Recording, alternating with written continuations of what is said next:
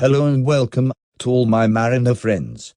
In my previous video, I have explained U-File Convention in details. Now let's discuss File 45. Held from 1 to the 4th of June, 2021. The committee approved draft amendments to the annex of the Fall Convention. The amendments update the provisions of the Convention on mandatory electronic data exchange in ports for ship clearance, include lessons learned from the COVID-19 pandemic, and add new and amended recommended practices to prevent corruption and illicit activities in the maritime sector, making the single window mandatory.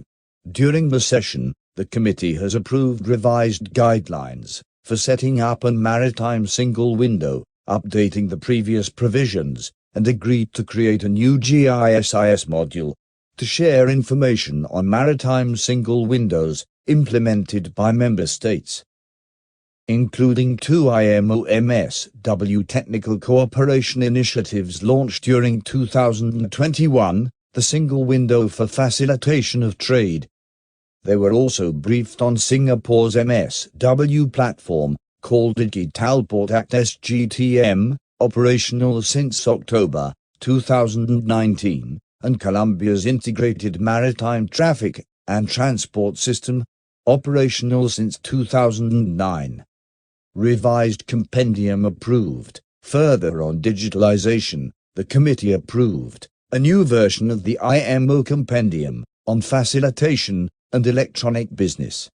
The new version includes a new IMO data set on reporting of stowaways, additional data elements linked to port services timestamps to support the JIT approach, and an IMO data set on acknowledgement receipts.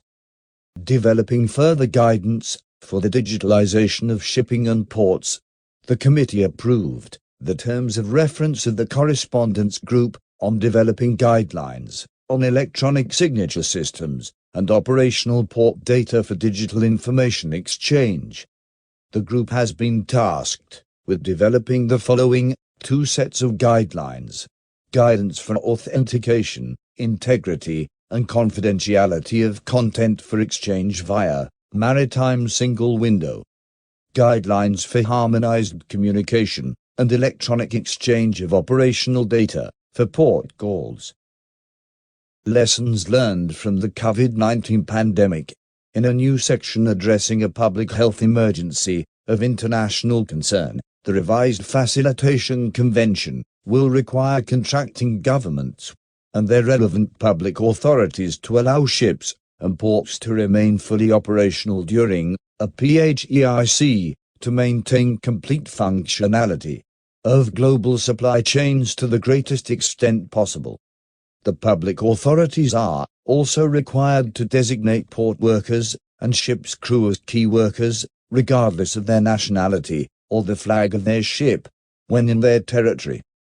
The committee also agreed that the File Convention should be consistent with other instruments such as the World Health Organization's international health regulations, particularly regarding terminology used in any public health emergencies. Combating wildlife trafficking by ship. The revised convention annex includes a reference to trafficking wildlife, aimed at enhancing arrangements and cooperation between ship owners and public authorities with a view to combat illicit activities in international maritime traffic. Definition of passenger. About the definition of the term passenger for the purposes of facilitation, member states and international organizations have been invited to submit proposals for a new output on this topic. During the session, it was highlighted that certain definitions under the File Convention differ from those set out in the International Convention for the Safety of Life at Sea. New output on advanced passenger information and passenger name record. The committee added a new output on the introduction of advanced passenger information and passenger name record concepts in maritime transport in its work program. This new output relates to developing measures for passenger facilitation and control in the maritime environment in general, and for cruise ships and ferries in particular, in collaboration with WCO. Stowaway, a person who is secreted on ship or in cargo which is subsequently loaded on the ship without consent of ship owner, or master or any other responsible person, and who is detected on board the ship after it has departed from the port, or detected in the cargo while unloading it in the port of arrival, reported as stowaway by the master to the appropriate authority. If a stowaway is detected within jurisdiction, then it is attempted stowaway. If detected after jurisdiction of that country, then it is stowaways. Thanks for watching. Please like and subscribe. I will be adding more videos and feel free to ask me more exam-related questions.